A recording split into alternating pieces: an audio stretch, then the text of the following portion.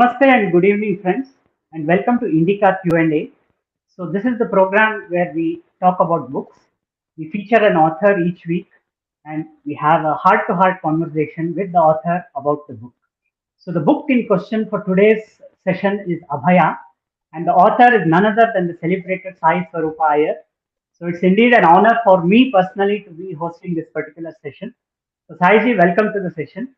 It's great to have you. It's great to be talking with you on yet another great book of yours, Abhaya, which incidentally is your first book. Yes. Thank you so much, Deepak ji, for this conversation. Indica is home for me, so it's Yeah. always like coming back home and having heart-to-heart conversations with family. So that's how I see Indica as the whole Indica Readers Club and the team behind Indica, which includes me, of course, sometimes. So let's get started. So there's actually no need to introduce you because especially the Indica family knows you thoroughly. But as a formality of the program, let me run through a quick introduction. Sai Swarupa Iyer is an MBA from IIT Kharagpur.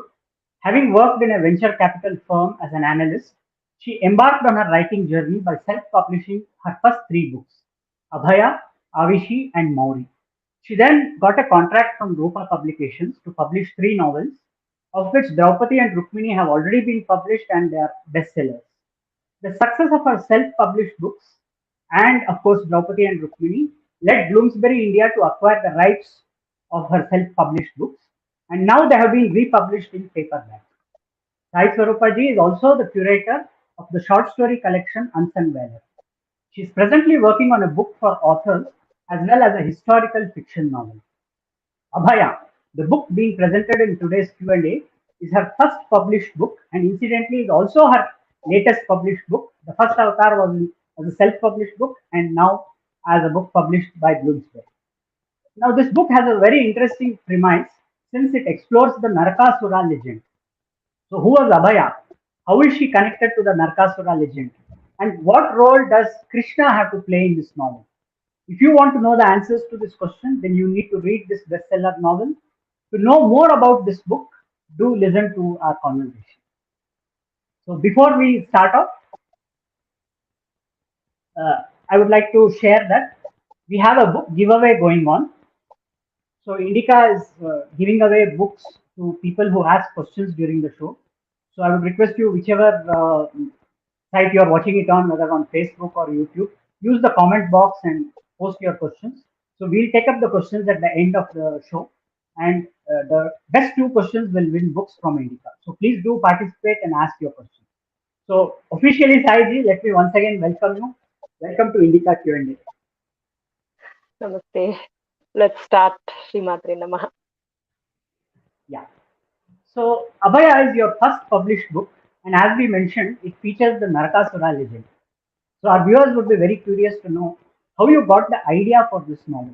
What was the inspiration behind writing about the Narakasura legend? So actually, it's a long story. I mean, it goes long back, back to my high school, college days, plus one, plus two. So there was, I had a conversation, very interesting conversation with a Muslim friend of mine. So she asked me, why do you in the sense Hindus love Krishna so much? He had so many wives and, I mean, he seems like, not somebody, he's not like Rama. Like, it's, when you worship Rama, I still understand, he's very, rule based and, he protects people, who come to him. He's noble, but Krishna is such an opposite. And how come you guys love him and all that? And you people love Krishna more than you love Rama. That was her innocent study of Hindu society. And that's how conversations used to happen. It was not maliciously asked question. 16, 17-year-olds don't, you know, have those so much of malice that we see in social media conversations happening these days. So I told her about, Krishna has so many wives. One, because all of them loved him. Two, because of this particular story. after which we celebrate Naraka Chaturdashi and Deepavali. There was Narakasura, and he kidnapped so many women. Of course, there's a whole long list of his atyacharas, and finally, Krishna, along with Satyabhama, they went and they killed Narakasura.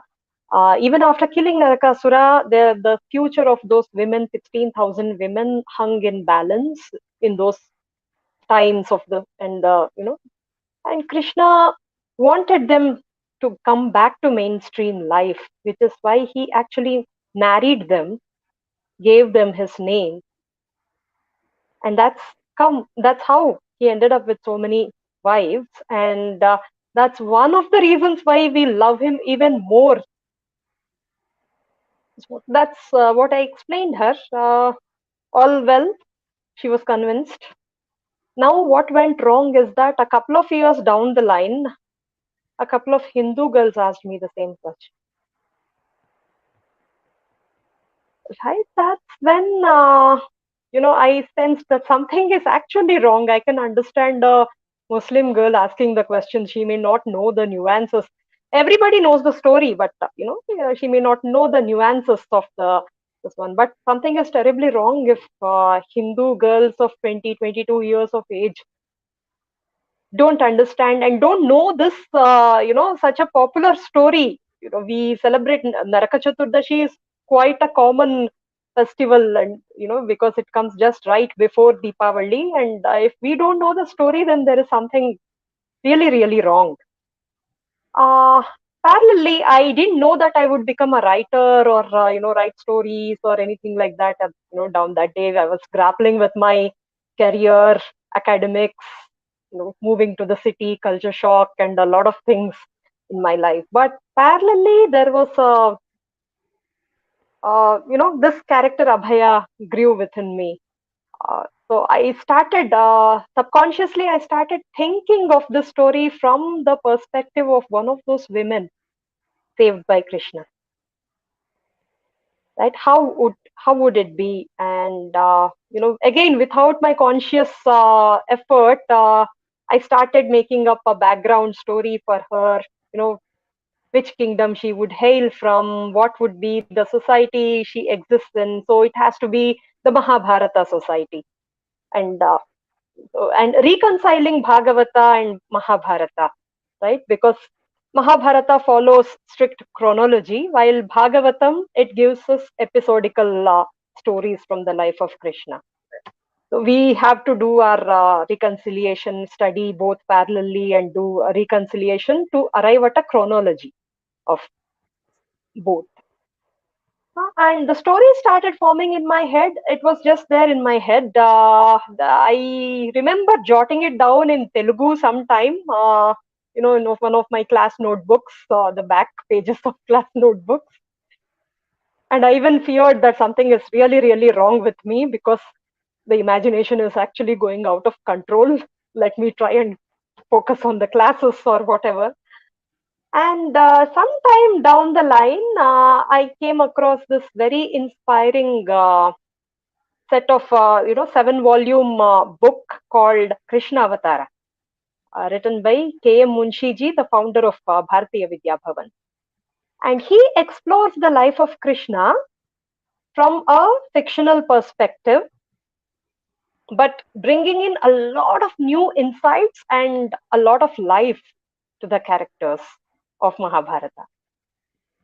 Right? You can actually feel, you read the Mahabharata, go back and go read Krishna Avatara, and then go back and read the Mahabharata. Everything makes, somewhat of new lively sense. You actually make kinship, form a kinship with those characters, with those people of Mahabharata. So that's exactly what happened with me. And that's when I realized probably I have a story within me. And I may try and jot it down. I didn't have dreams of publishing it back then. Let me just see how it goes. I was also kind of unhappy with my job then, like many IT professionals. So this was a good creative exercise for me. I started writing it, and then some just shared it with very close friends of mine who encouraged me to explore publishing. And there was a journey of learning this craft of writing a novel, character building.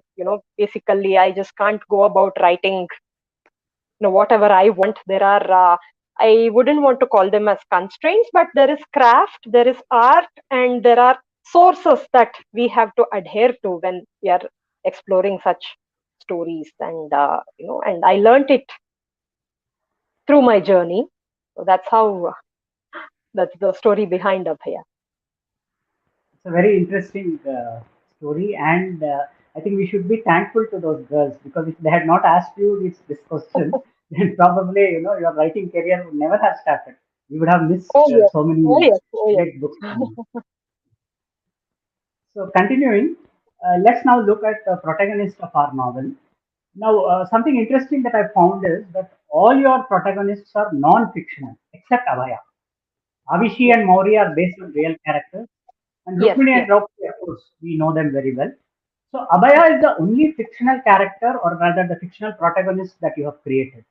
Now, when you created this character, was there any character from the Mahabharata or the other Puranas who inspired you to write to create this character? Yes, I won't say I have modeled Abhaya on any character. A lot of people tend to think she's my spin on Satyabhama, but she's not. That was a huge creative liberty that I took in not including Satyabhama in this whole story. So if I can share one small incident, my writing Yes. encountered a lot of breaks and a lot of writer's blocks. And a part of me started thinking that maybe I'm doing something wrong or something blasphemous by hijacking Satyabhama's story, right? And I started praying. Satyabhama is the avatar of Bhumi, and she's uh, quite contrary to what the popular opinions on her go. I look at her as a very compassionate and Bhumi is compassionate, and there's no reason why her avatara should not be so. I prayed to Satyabhama that if you bless this story will go ahead. And after that, there was there were a lot of breakthroughs, which is why in my first self-published version there was a Telugu poem dedicated to Satyabhama. So yes, sorry, we deviated from your question as to who was the inspiration behind Abhaya. I would say every female protagonist or even minor character from Vyasa's world, Veda Vyasa's world, is an inspiration. I know we think about Draupadi, we think about Rukmini, Kunti, even the women of Ramayana.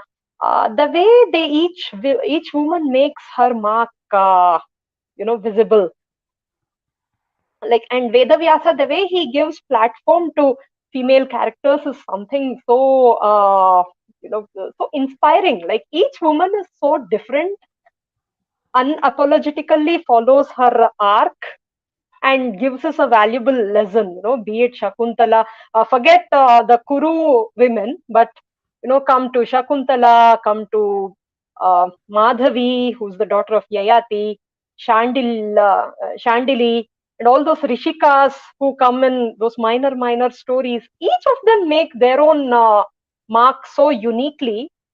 I think all of them served as some kind of inspiration, because the woman of that era has to be somewhat like should have some characteristics of each of them, is what I thought. But for me, primarily, Abhaya was represented my curiosity for Krishna, my jignasa to explore and experience Krishna.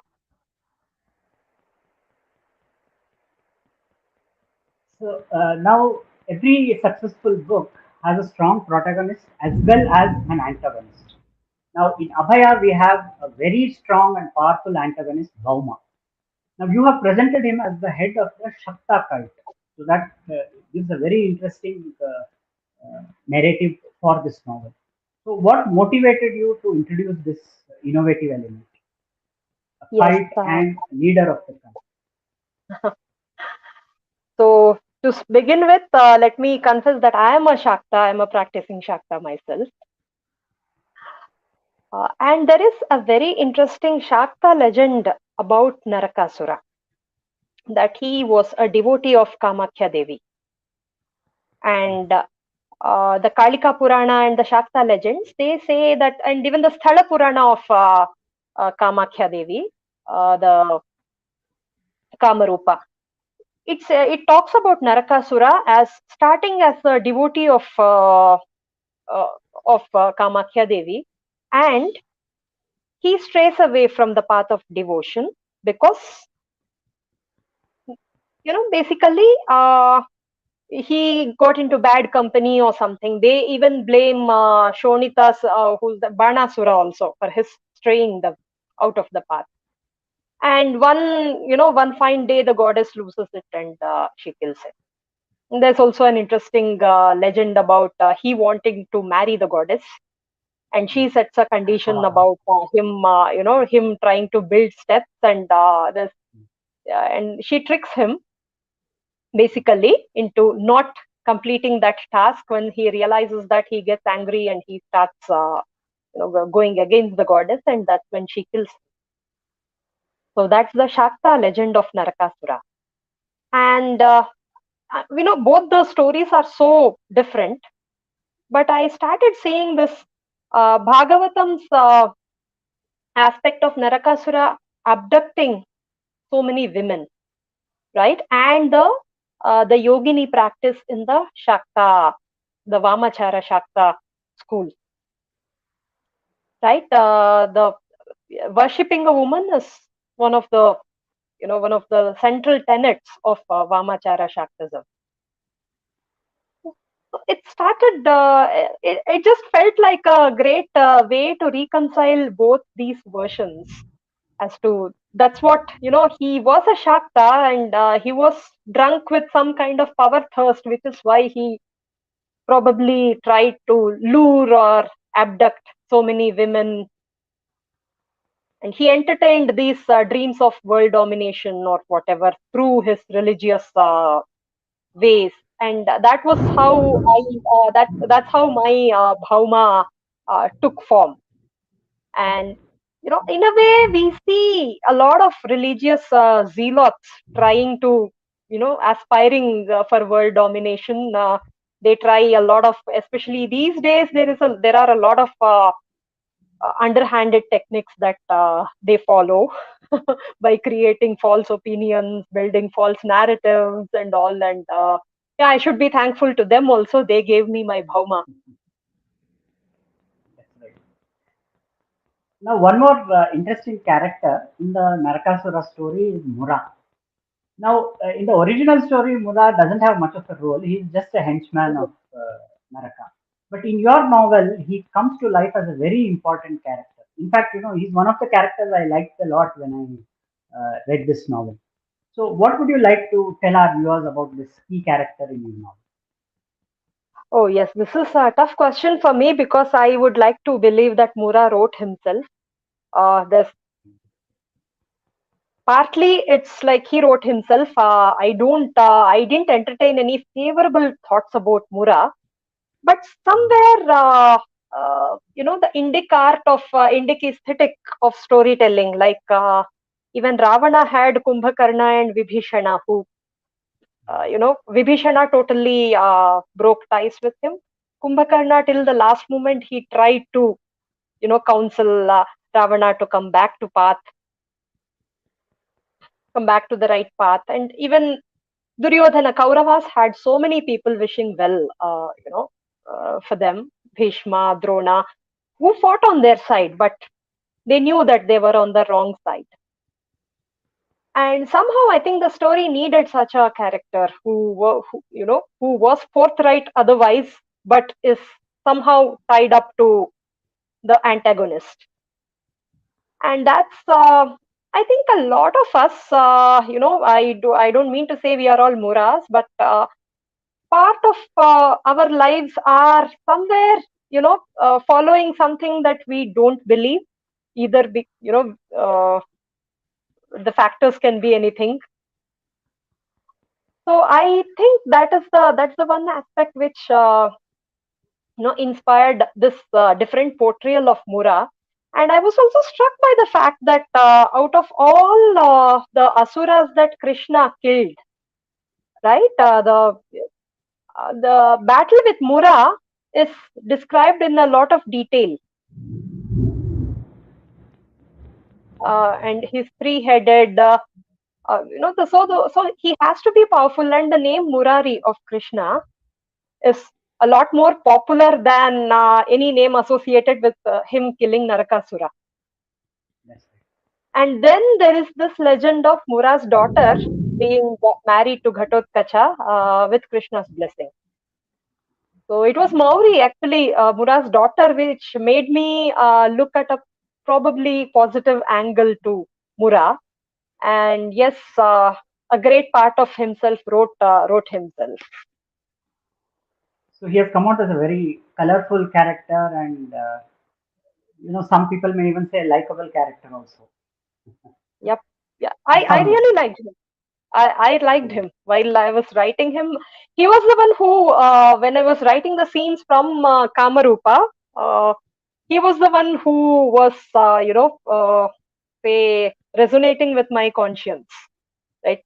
It's difficult to associate myself with Bhauma when I was writing those scenes. So he and Dhatri were the ones who kept me, anchored. So we spoke about Abhaya, we spoke about Vauma, we spoke about Mura. So how can we not talk about Sri Krishna, who of course plays a very important role? In fact, except Avishi, in all your other novels, Krishna is there. He's there in every Yeah. single novel. Obviously, I couldn't bring him. Yeah, obviously he could not be there. Obviously.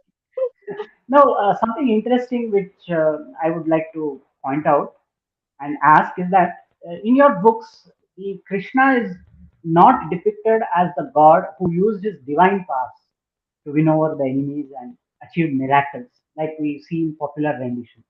But he's shown as an avatar who lives like a human, leads a human life, and uses his human powers to prevail over enemies. Is there any specific reason why you chose to portray Krishna like this? As a writer, this is a storyteller's choice, I would say. It's not like, it's definitely not like I am denying Krishna's divine powers. But when we write a novel, we are reimagining. So I strictly believe that, yes, Vedavyasa wrote those wonderful anecdotes, or, the wonderful corpus that he gave us. If I write the same thing, it'll be like a retelling. And while I wouldn't like to put down that genre, because retellings and abridged versions are the actual bridges between the normal, common people and the unabridged officers. So I wouldn't like to put down that, but I somehow felt by writing a retelling, I cannot print my name on the book. So, you know, uh, so There has to be my, something special. yeah, so it has to have something from within me, for me to have the right to print my name instead of Vedavyasa's name, right? So for that, I need to see things in some plane of reference. I need to have the darshana to be, so I imagine myself as seeing what can happen. And I don't think I have the power to see what Vedavyasa saw. And Krishna is not there to put on a magic show for me. So I would, and many people within Krishna's time were not conscious of his divinity.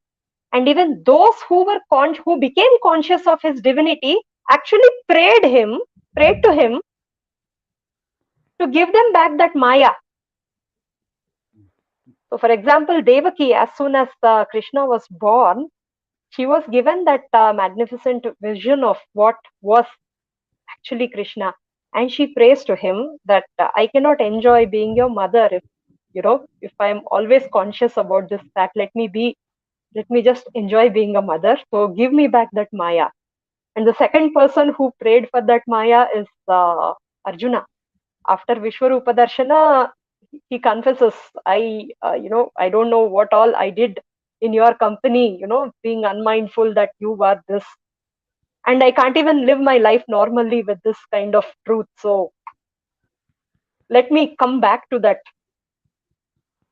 Maya and just still treat you as a friend, as a brother-in-law, as a guru or anything. But knowing that you are the ultimate truth, I don't think I can continue my life normally.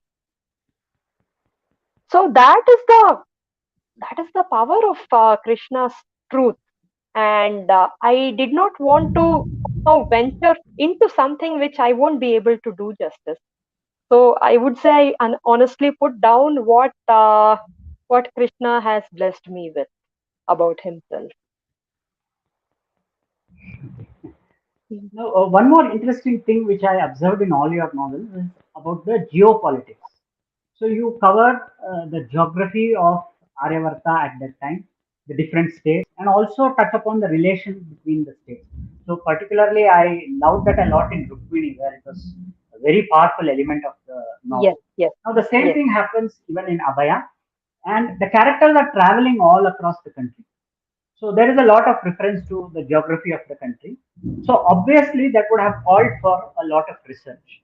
So in fact, we have a question from a viewer which is related. So Sri Lakshmi Muralidharan says, how do you go ahead with the research part of writing books on Purana and Itihasa, particularly since you're going to cover the states, the geography, traveling from one place to another? I'm sure the research had to be extensive. Yes, research, I wouldn't put down research at all. Only fortunate thing that happened with me is that reading Mahabharata since my childhood has helped build up that foundation, that strong foundation.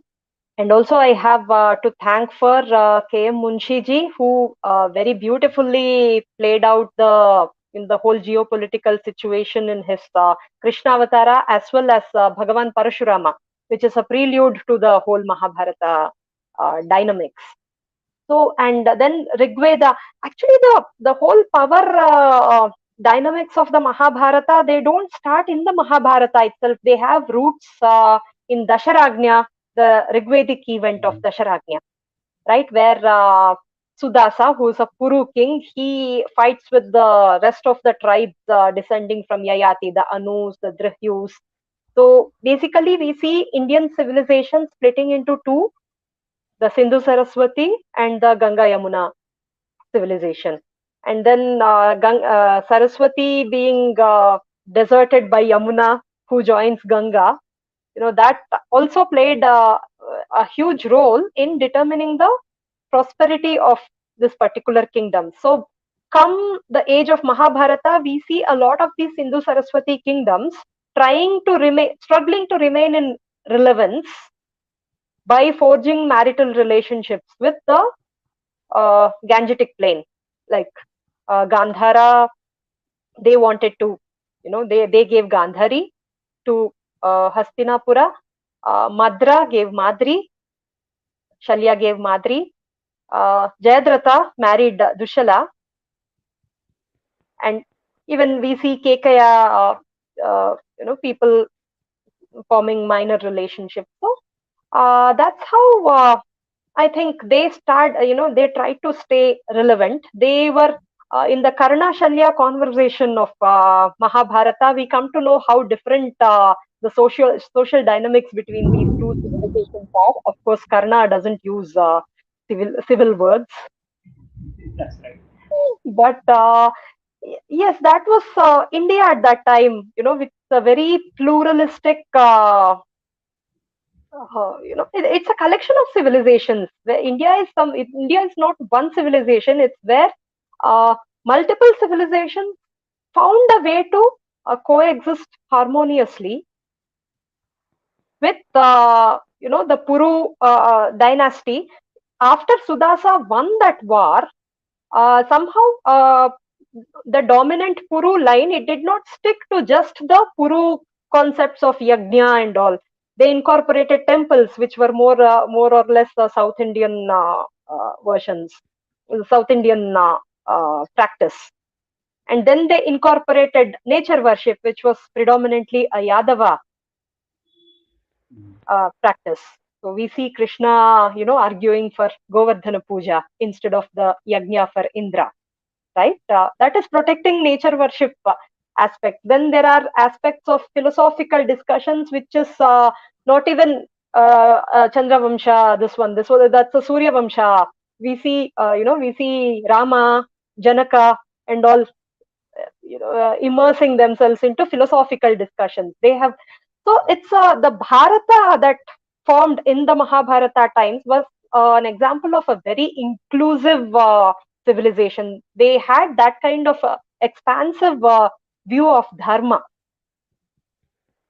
So that these were the guiding tenets that helped me chart out these geopolitics. And of course, not everything is hunky dory. So we have very power thirsty people like Jarasandha, like Bhauma, trying their own means.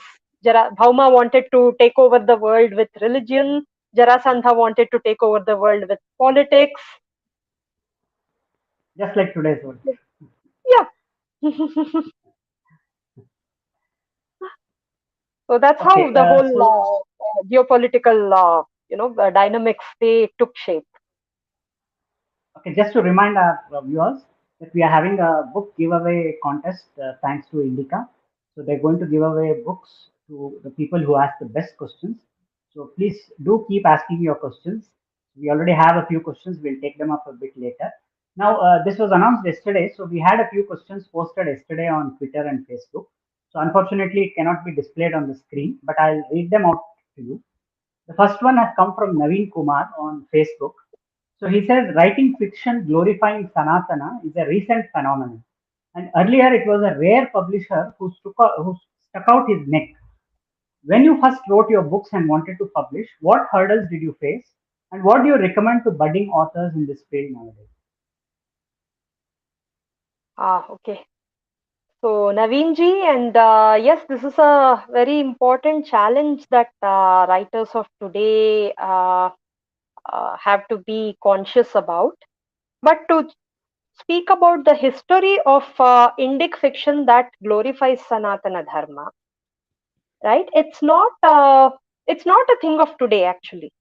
So it starts from the Nataka version, right? Bringing epics to life started with the Nataka, the Sanskrit Nataka, and we have pioneers like Kalidasa, Bhasa, Banabhatta, Harshavardhana, adding their own. So they followed the rules of the Nataka as to which rasas the Nayaka should, embodify, which rasas the Nayika should represent. So we find the whole Abhignana Shakuntalam. We find a wholly different Dushyanta and Shakuntala in Kalidasa's Abhignana Shakuntalam compared to the Dushyanta and Shakuntala in Mahabharata. Right? Mahabharata's people are far more realistic, if I would say. They had their own aims and weaknesses, strengths and weaknesses. Whereas in Abhignana Shakuntalam, we see that they embodify a certain characteristic, the set of certain characteristics. Right? That's something, that's how the rasa dominated view of the rasa dominated narratives about from the Indic corpus started taking shape. And Indic languages, other than Sanskrit, have a treasury of such works. Telugu, for instance, it has a whole lot of prabandhas, and the composition of prabandhas, it peaked during the days of Krishna Devaraya, where Allasani Peddana, he wrote Manu Charitra. That is a small episode from Markandeya Purana about Varudhini and Swarochisha Manu, the birth of Swarochisha Manu, that he totally blew up into a wholesome work, and he gave a lot of platform to Varudhini, as opposed to say Markandeya Purana, where it is a small episode. And then we have Nandi Timmana, who wrote Parijata Paharanam. again taking getting the Krishna getting the Parijata tree and the whole the Tulabhara drama, right? That's two chapters in Harivamsham. It's not there in Mahabharata, in the Bhagavata, if I remember, but it's there in Harivamsham. So that has been blown up into a full length work by Nanditemmana. So we have a lot of such, and then as the prose came, there are a lot of works in regional languages, and I think you being a Kannadiga, you would know more about Kannada works. In Tamil, there are more other uh, regional language works, and even North Indian languages have so many works. The problem comes when it comes to English language and the way India has taken a shift towards English, which is something I have mixed opinions about. It's always good to learn a new language, especially when it helps us attain prosperity, but it's bad to move away from our roots. And English language, the works in English language were written to explain India to Western audience in one point of time. So writing in English for Indians was something that is what is a recent phenomenon,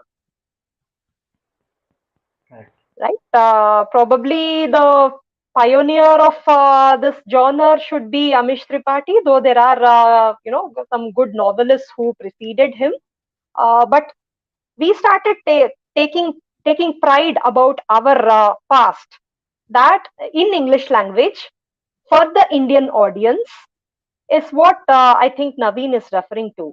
And yes, there were certain challenges. There were a lot of publishers who were very, skeptical about. And actually, I hired a literary agent who told it point blank on my face that publishers love writers who ask tough questions about. So the tough questions is basically, kind of all those, the same dictionary about Brahminical patriarchy, all those, you know, things. So unless you adhere to that narrative, it's tough getting published and all.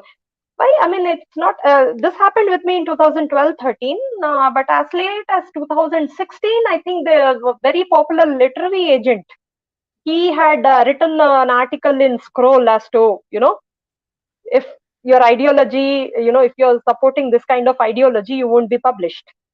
That was the approach taken by most publishers, and it's a welcome change in the last couple of years. I think a couple of new publishers on the horizon also gave up, gave a challenge. Self-publishing redefined in its own way. Amazon Kindle Publishing, we have a lot of successful self-published authors who write continuously. You are one of them, and there is Neelab and Neela Pratap Singh, who writes a lot of crime thrillers. There is Shaunak Agarkhetkar, who happens to be my batchmate also. There's Sundari Venkatraman and a lot of authors who realize that there's no point in waiting, in adhering to these long wait cycles that are a part of the characteristic of traditional publishing. So by the time purely traditional author writes, submits, and publishes one book, these guys would have published some 4 or 5 books, by that whole, Correct. and builds those. So these are the dynamics, favorable dynamics, that worked in favor of growing our narrative of taking pride in Sanatana. And there are a lot of things that we have to rightfully take pride about our past, because every buzzword that is coming from the West has its root in India. They call, there's a whole lot of noise about sustainability, right? That is dharma for us. Yes. That is the Yeah. sustainability is dharma. It is sthiti. If I have to quote from our GV Shivakumar's papers on Srishti, Sthiti, Laya, we had the concept of sthiti. In fact, goddess Lakshmi being the wife of Vishnu, right? Vishnu is sthitikarta, and she represents prosperity. So a sustainable prosperity is possible only when we give space to that sustenance. Otherwise, even profits, or all the industrial goals, they are unsustainable. So we had this concept, much before West started discovering these buzzwords and reduce them to a certain conventions happening in whatever places, and then being totally clueless about putting it into practice. So that's about the challenge that we face in publishing. Fortunately, I would like to again remind that the dynamics are far different from what they were 10 years ago. The publishing dynamics, we have a lot more publishers who are actually uh, enthusiastic to publish these alternative narratives, because ultimately these self-flagellating those tough questions kind of narratives, they are not serving the purpose, right? They are not giving solutions, they are only adding to problems. They are either creating a problem that doesn't exist or magnifying a problem without giving a solution. The solutions come from Sanatan Dharma. That's a very nice answer. I'm sure Naveen Kumar would have got what he was looking for. We had one more question from Sri Lakshmi Kochiel. So she said Abhaya is about Satyabhama, which of course you have already clarified that it is not. Her question is, would you ever write about Jambavati in the same setting? Well, that Interesting would be a question. challenge. I confess that would be really, really challenging. Very interesting perspective of Jambavati was shown again by K.M. Munshiji. That happens in volume 5, which is the book of Satyabhama, I guess.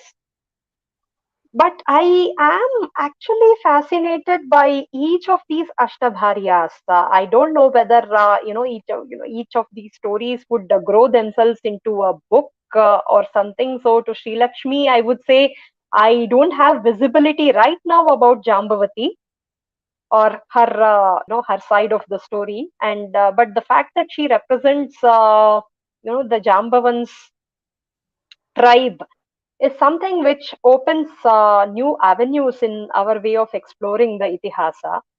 I would like to add to that. I would say that I have explored Krishna from a lot of female perspectives, and maybe it's time to explore him from male perspectives, also from the perspective of people who were his friends, cousins, Arjuna, Satyaki, Kuchela, Sudhama, Balarama, and people like that, because we can never have enough of Krishna. He's always an inspiration. So I would say before Jambavati, there may be I would think of exploring a book on Satyaki, because that's one perspective which gives me an opportunity to explore the war. None of the female perspectives give me that visibility of the 18-day Kurukshetra war, while one of these perspectives have that opportunity. So I think Sri Lakshmi would have got her answer. Actually, I have so many questions to ask, but then we are having so many comments and questions coming up. I think I'll defer my questions and we'll give precedence to the questions posed by viewers. So there is a related question to what you said, wherein Sri Lakshmi again has a question. She says, "Would you be interested to write about Ulupi, Subhadra, and other less known characters?" Not right now, but again, we don't know how much Vedavyasa blesses us, and how much we'll try. But for a fact, I know that there is another author who wants to explore the Pandava Patnis, the lesser known Pandava Patnis. Her name is Seemanti Chakraborty. She is She's coming writing. up with a trilogy on Samrat Yudhishthira, and I know that she is writing Devika, who is the other wife of Yudhishthira, and she plans to explore Ulupi and Chitrangada and other lesser known women of Mahabharata. Personally, I would love to wait for her, perspectives to come out before I try something else. And just to plug another book where I have been a part, So we are having this Indic Women of Substance, which Shivakumar is curating. So there are stories on Ulupi and Subhadra. Of course, it's not by you, but this is No, going to come but out so that oh yes, I'm sure readers will be. I have been a part of not like Shivakumar, but I have had the privilege of reading a couple of stories from that anthology, and they are breathtaking. So yes, I add my plugging in Indic Women of Substance. I'm not sure if Shivakumar ji has come up with a final title yet, but all of those who are watching this show, please wait for that title to release and do buy your copies. That redefines the feminine narrative of Indic, itihasa totally. Okay, so there are many other questions and comments. So there is a, since you spoke about Ashtavarya, there is a question here by Suprita Krishna. So it says we do not have a lot of information on Ashtavarya as much as we know about Krishna, Radha, Rukmini, Satyabhama. Have you come across any sources which have given you a little more information?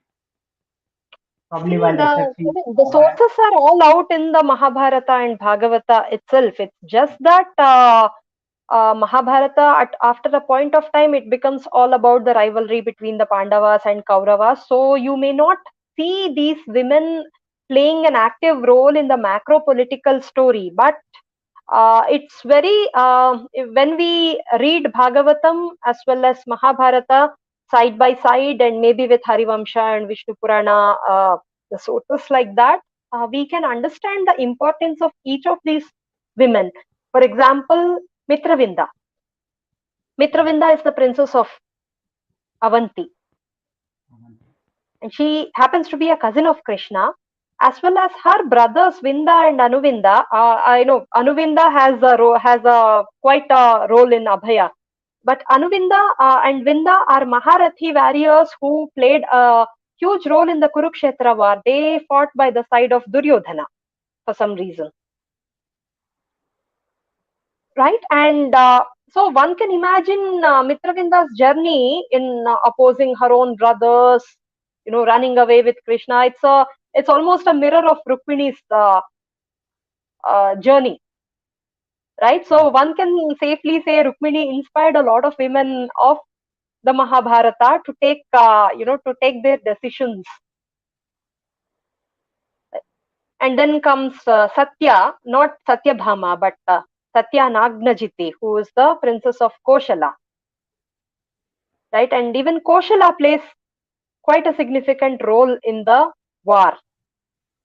And the way Krishna actually say fortified himself from further attacks from Jarasandha, right? Though Rukmi, Vinda, Anuvinda, they may not exactly like him, but once he becomes their brother-in-law, we don't see much of attacks on Dwaraka. The only attack that happened on Dwaraka was by Shishupala, who's not the brother of any wife of Krishna. So you can see the important role that each of these women have played, though they don't get explicitly glorified in the epics. But you can see that they each of them they played a role in securing Dwaraka. They were the reason why Dwaraka was secure from many attacks. Each of these Ashtabharyas. So I think Suprita would have got the answer. There's another very different and interesting question from Geeta.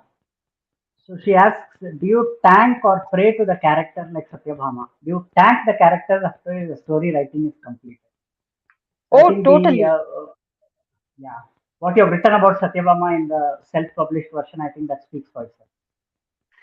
Yeah, oh, totally. I think the it's like we are not Veda Vyasas. We cannot have the darshana that he had of the people of Mahabharata. So we constantly need the blessings of each of these characters, not just of Krishna. Of course, we need a lot of blessings from Krishna, but even each of these minor characters, I believe they have to consent being a part of our stories that we write.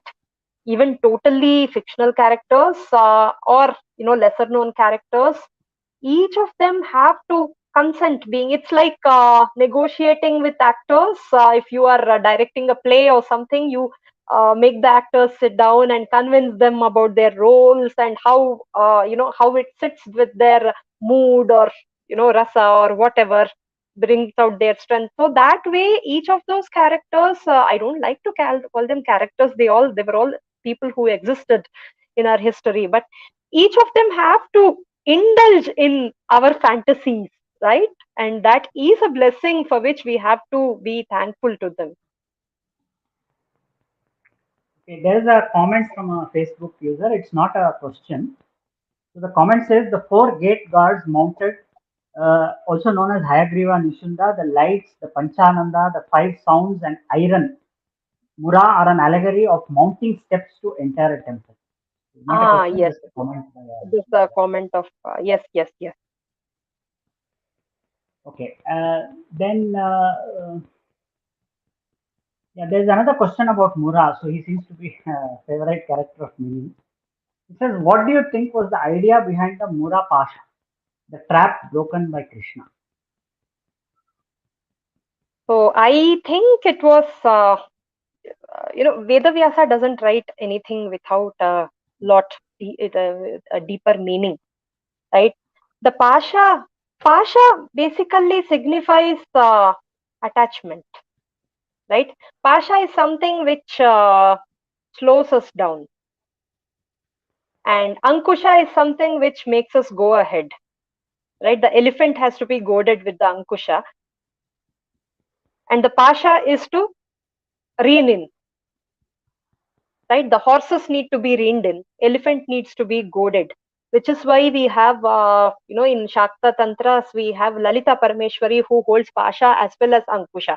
She will give us the speed when it is required, and she'll hold us back when it is required, right? So, Pasha, with respect to Mura, as we discussed in one of our earlier questions, is our attachment to something that won't sustain, that may be adharmic, or that may be dharmic only in a limited sense perspective, or it may be good for us only in the short term and not in the long term, but we are attached to so many things around us, worldly or even otherworldly. So all those attachments, and Krishna breaking a pasha is almost always the significance of Krishna breaking a pasha is the satya dominating maya.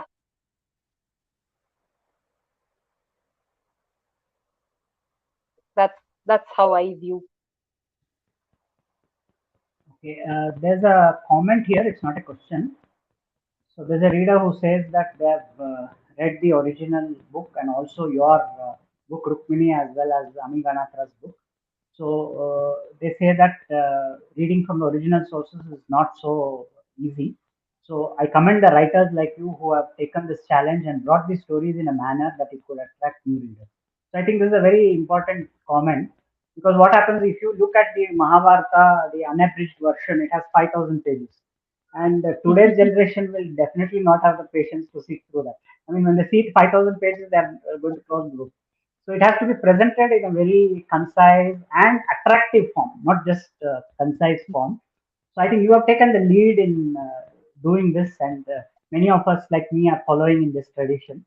So I No, hope the readers like this I who am want to learn. one of the many storytellers. There's a galaxy of storytellers who are enamored rightly by the magic of Veda Vyasa. I also think that with Veda Vyasa's blessing, people can read, if not 5,000, even 10,000 pages. But Mahabharata is not just a book. It is something much more than a book. So, two people don't read the same Mahabharata, and a single person reads different Mahabharatas in different phases of his time. The form that Mahabharata assumes, depending upon the reader's phase of life, his life experiences, is different. In a way, uh, I have a certain life experience and I read Mahabharata. Mahabharata helps me look at life differently. then life comes back with its own lessons. And that teaches me to look at Mahabharata in a slightly different point of view. And then Mahabharata happens. So I think it's a parallel nemesis to worldly life. So it's our companion. Like just like a friend or a companion is not, it's even that keeps, he or she keeps changing according to our life experiences and keeps on upgrading the lessons that they give us, right? Mahabharata is that kind of a guide, mentor. So I'll slip in a question of my own. So we have a lot of authors who are part of the Indica family and who follow you regularly. So I'm sure they would appreciate some small tips. So a brief question on the writing process. So when you take up a book to write, do you make a detailed outline and Yes. then use that to start writing, or would you make just a general gist and then allow the plot to evolve as you go ahead writing? I would recommend making a detailed plot, but there is a lot of joy associated with freehand writing. The freehand writing helps us explore our characters and their journeys and the guiding emotions, the rasa again, right? Because rasa is very important for a story, for the craft element of. So the kind of emotional journey that our characters go through determines how much connected the readers feel with the story. So so if I were to describe my typical process when there is a story, I think it's a scene which strikes me and not a character. Scene or episode where a character goes through those g- emotions. So I first try out typing out some 5,000, 10,000 words of any scene from the story or any part of the story which helps me understand the character. But once that is established, that part need not be a masterpiece of writing or something perfect or something, but that gives an anchor. But once that anchor is established, I go about defining the plot, the writing down the plot. That is, I write down key events in the story, so maybe 10, 15, 20 events that form the story, and then define what is, try and explore what are those game changing moments. So once the game changing moments are defined, it has to be a sinusoidal uh, play of, so each event has to lead to the other event, you know have its crux on those peak and then again go down, and so have that sinusoidal journey of the plot. And then I try and expand each plot event into a paragraph or two, just so that I know how it's going to expand. And all this can change in the process of writing. And it's a good sign if it changes. That means that the story is developing on its own and the characters are breathing their own lives and we are just being a witness to what is happening. So this is the humility of the storyteller is something very, very important to writers, all writers, and especially those exploring Indic Itihasa. We have to always remember that we haven't created them. We are only trying to go back in time and see how those people lived. And we are blessed by them. This is so this gratitude as well as humility is something which we should never let go of. That's my advice. And yes, I have described my process. I would also say while writing, don't try and edit or perfect any, sub chapters or events or anything, because that's again this run up to perfection is one way to keep on, postponing the completion. Here, I would like to quote this writer from US called Susan Kai Quinn. She says, "There's nothing called perfect. There is only finished." So we try and finish a draft, then try and fine hone it to the best of our efforts, to the best of the efforts of people who are associated it, like editors or beta readers. So we complete a draft and then we fine hone it and we publish it. So let not that mythical race to perfection keep you off track. We have another question related to writing from Vineet Kumar Singh. So, specific question is, what is your suggestion for new authors of this theme, or rather this genre? Because it is not as easy as they think that they'll write whatever they like. I think this is interesting because people believe that they can take whatever creative liberties they want when they write about the Mahabharata, Ramayana, or any of our heritage. So, do you have any advice to people who want to write on this genre? I would say start with imagining or mentally living with the people whom you want to write about. So, say if somebody wants to write about Draupadi, try and imagine her life, her life as a princess, her life as a queen, her life in building. So, because Draupadi is not just that woman dragged into the Sabha during Dyuta scene. That's maybe one of the defining moments of the Mahabharata itself, not just her life, but try and envisage the whole life of that particular person. If it is Shakuntala, it's about her life in the ashrama, her exposure to the learning. Then look at the whole political scenario, look at the surroundings, look at the neighborly dynamics that are happening around. So try and explore the world before we start writing, because a lot of lessons are hidden as to what may be inspiring us to write that particular story. So yes, live and experience those people. That from there we get the joy of writing. So without the joy of writing, I think the whole process doesn't mean much. So first explore that joy of living with your favorite people from the past, be it gods, rishis, kings, or whoever. Only once we start having that experience, we try and translate that into writing. Right, and as I said, never let go of that humility and gratitude towards Vedavyasa, towards Valmiki, towards our rishis. They have always seen much more than what we see, so I don't think it's particularly smart of us to question or That's right. take a contra narrative. Right, so I am not a fan of counter narratives. I believe that again I keep giving this example of Bhagiratha and Ganga. Right, Bhagiratha did tapasya for one purpose of giving salvation, giving mukti to his ancestors. That was his only purpose. But Ganga had other plans.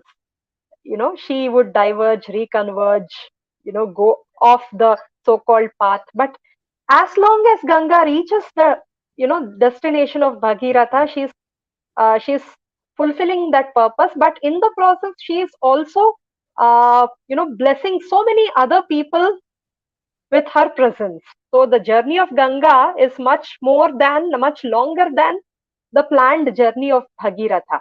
But always make sure that Ganga reaches Bhagiratha. That was a So that very way, useful tip. Vedavyasa, we should always go and converge with Vedavyasa. Otherwise, the purpose is lost. Correct. So, not go against the soul or essence of what the great writers have done. So, I'm sure we can go on and on. There is so much to talk with you, but unfortunately, we have run out of time. So, just one last question. What next? So, Abhaya is over, and in the Tri series, Draupadi and Rukmini is over. So, what can readers look forward to next? Any hints? Good question, because I am actually standing on a threshold exploring non-fiction writing, because especially my interests on Mahabharata have turned slightly academic in nature. There is a lot of wisdom than the story. The wisdom part of it, I think, warrants a huge place in our curriculum. Hmm. So, my life is taking an academic turn. I may announce it soon, but I would love to, inculcate parts of Mahabharata in our curriculum. I don't know how, but that is one direction that Mahabharata, my association with Mahabharata is taking. But then I am a storyteller. I can't stop being a storyteller. I am starting to explore some interesting events in Indian history. So again, we might have seen the narratives, the programs, the conversations that happened in recent past about how Indian history was so biased in favor of invaders rather than the indigenous people of India. And somehow we have inculcated this defeatist mindset that invaders have had some superior technology or superior ways of fighting, or whatever, which is totally wrong. And in fact, if we go and explore how each of these invaders were killed, like Muhammad Ghori was assassinated by some tribal people, and Ghaznavi died of some, again, assassination attempt. Hyder Ali died of a disease, which people strongly believe was a retribution for one of attacking one of those temples in southern India. Robert Clive. So each of them had, who actually messed with India, had very bad death. They were either killed by their own family, or by betrayal, or by totally unlikely assassins.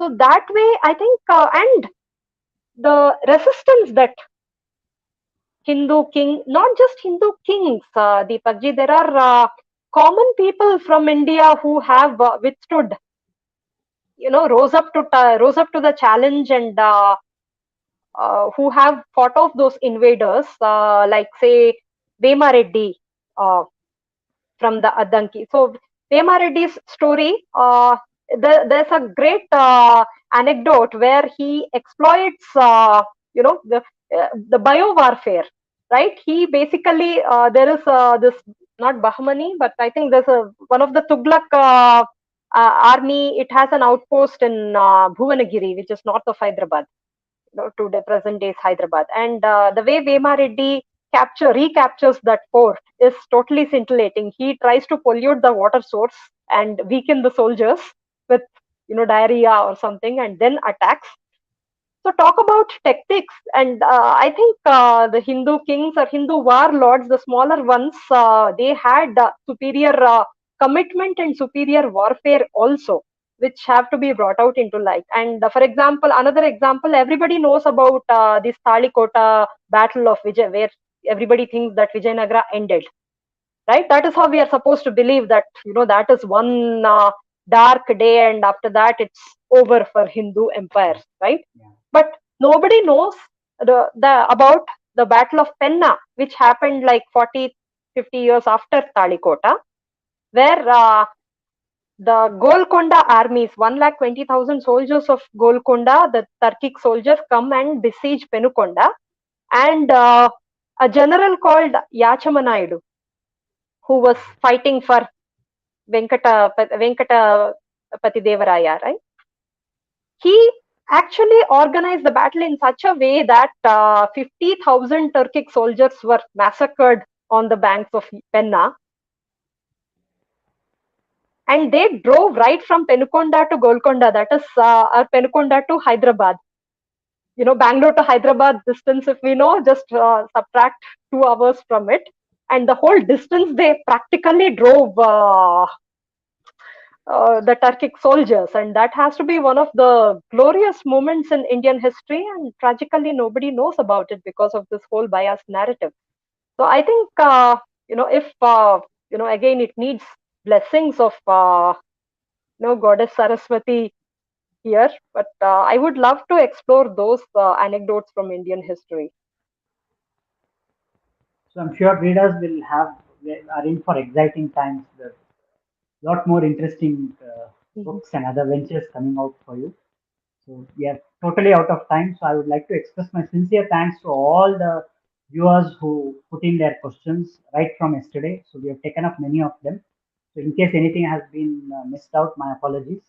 So the winners will be announced by Indica later on, probably by tomorrow.